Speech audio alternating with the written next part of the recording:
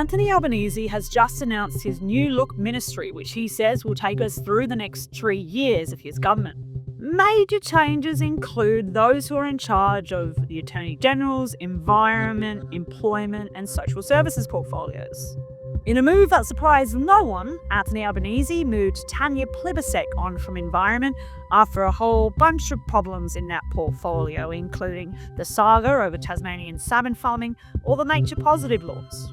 In doing so, he said the environment portfolio was one of the most important in his ministry, and it went to Murray Watt, a real Queensland MP attack dog for Labor and a very high performer. Taking Murray Watt's place as Industrial Relations and Workplace Relations Minister is Amanda Rishworth. She was the former Social Services Minister.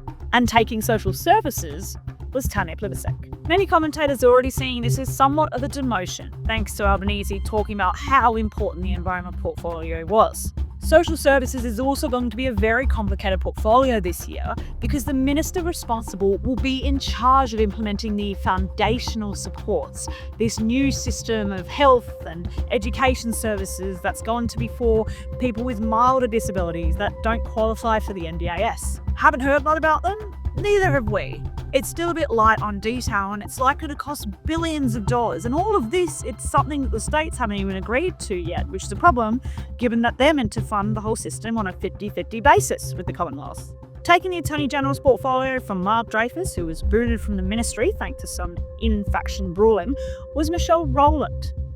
Now, Michelle Rowland, of course, used to have the communications portfolio, of which there was a whole lot of controversy involving sports bet and mis- and disinformation laws. It's not been without its problem. And taking over communications from her is Anika Wells.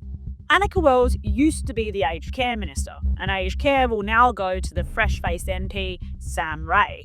Anika Wells will also maintain the sports portfolio, which is a really big deal because we're going to be hosting the Commonwealth Games pretty soon. Finally, some concerns from Labor MPs from states like WA have been somewhat sated by Ali being elevated into the cabinet. Her elevation is particularly important given that Ed Husic has also been dumped thanks to those same factional fights. When asked if he wants to keep this same ministry up until the next election, Albanese says absolutely, but we'll just have to see how the ministers he's appointed do before making any final calls.